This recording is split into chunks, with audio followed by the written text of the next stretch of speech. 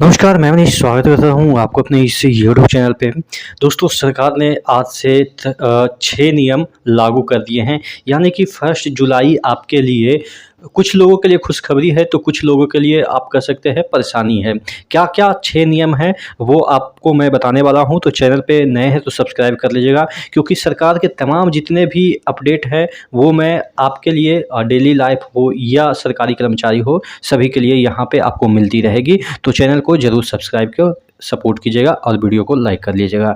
तो चलिए हम बात कर लेते हैं हिंदुस्तान में ये प्रकाशित जो न्यूज़ है, जिसमें कि आपके रोज़ाना ज़िंदगी से रिलेटेड सरकार के कुछ नियम आए हैं, जो कि आपके 1 जुलाई से लागू हो जाएँगे और नियम बदल जाएँगे। तो क्या-क्या है, ये देख लीजिए। सबसे पहला हम बात कर लेते हैं कि यहाँ पे एमएनपी नीति में बदलाव। कहने का मतलब ये है कि अब कई बार क्या होता है ना कि एक सिम से दूसरे सिम में ट्रांसफ़र करते हैं तो तुरंत हो जाता है, ज़्यादा समय नहीं लगता है। इवन आपकी फ़ोन चोरी हो गई है तब भी आप ट्रांसफ़र कराते हैं, या कोई नया सिम लेते हैं, यानी कि पुराना वाला सिम पे ही नया नंबर लेते हैं, तो उसमें आपको तुरंत मिल जाता था। लेकिन यहाँ पे जो चीज़ें निकल के सामने आ रही है कि अब आपका जो इंतज़ार है वो तकरीबन 7 दिनों तक हो सकता है। यहाँ पे देखिएगा लिखा है भारतीय दूर नियामक प्राधिकरण ट्राई ने मोबाइल नंबर पोर्टेबिलिटी एमएनपी नियमों में संशोधन की घोषणा की है। नए मोबाइल नंबर पोर्टेबिलिटी नियम के तहत ट्राई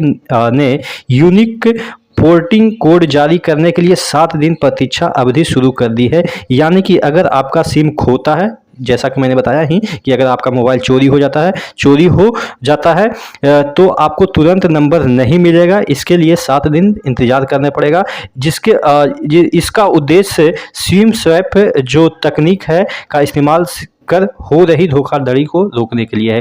कहने का मतलब ये है, सरकार ने कहा है कि इसमें बहुत सारी धोखाधड़ी हो रही है, इस वजह से आपका प्रॉपर चेकिंग होगा, 7 दिन कम से कम इंतज़ार करना पड़ेगा। तो जो लोग डिपेंडेंट है मोबाइल पे, एक-एक सेकंड के लिए, एक-एक मिनट के लिए, एक-एक दिन में क्या हो जाता है, तो उनको बहुत बड़ा नुकसान होने वाला है। चूँकि 7 दिन तक अगर आपके मोबाइल नंबर ऑन नहीं रहेंगे तो आपका बिजनेस, आपका सरकारी जॉब, क्या-क्या चीज़ें जो होती है वो कितना इफ़ेक्ट पड़ेगी वो आप ही समझ पाएंगे। चलिए, ये तो हो गया आपका पहला नियम, जो कि 1 जुलाई से लागू हो जाएगा। उसके बाद यहाँ पे आपका जो है वो आपके फास्ट टैग पर सेवा शुल्क का बोझ जो है वो बढ़ेगा। यहाँ पे फास्ट टैग उपलब्ध कराने वाली बैंकिंग कंपनियों ने 1 जुलाई से नए शुल्क लगाने का फैसला किया है। अब उपभोक्ताओं को 3 महीने में टैग मैनेजमेंट खाते पर पैसा कम होने, भुगतान विवरण निकालने जैसे शुल्क अदा करने पड़ेंगे। यानी कि जो गाड़ी चलाते हैं, जिनके पास गाड़ी है, उनके लिए ये समाचार थोड़ा सा बुरी हो सकती है।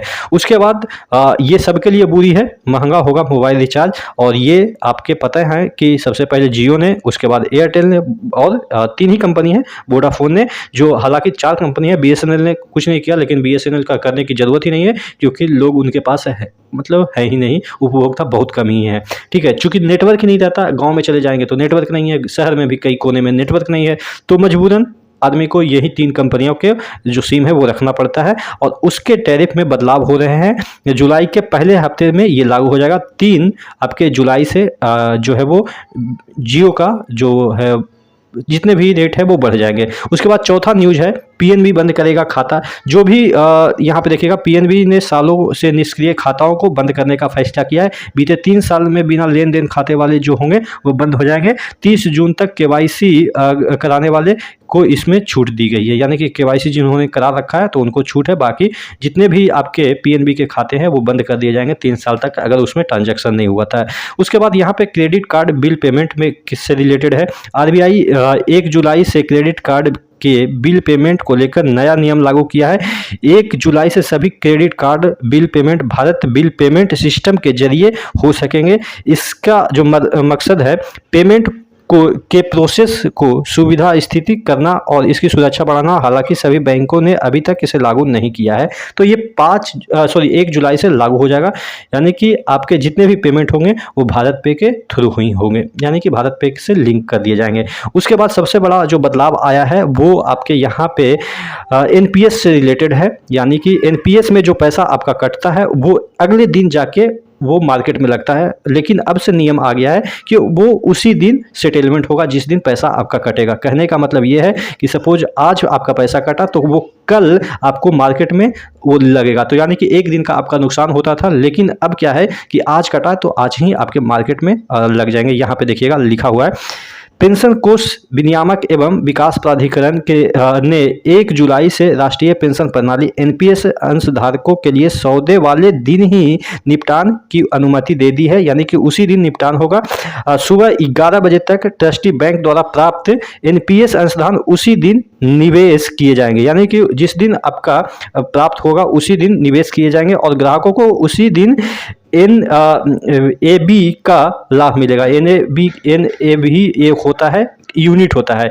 जब आप पैसा लगाइएगा तो आपको NAB अलॉट किया जाता है, तो उसी दिन से आपको मिल जाएगा। यानी कि आपको एक दिन का एक्स्ट्रा जो पहले नहीं मिलता था वो मिल जाएगा। अब तक ट्रस्टी बैंक द्वारा प्राप्त योगदान का निपटान अगले दिन T1 किया जाता था, यानी कि अगले दिन पहले किया जाता था, लेकिन अब उसी दिन किया जाएगा। तो ये 6 नियम है वो आज से ही लागू हो जाएंगे।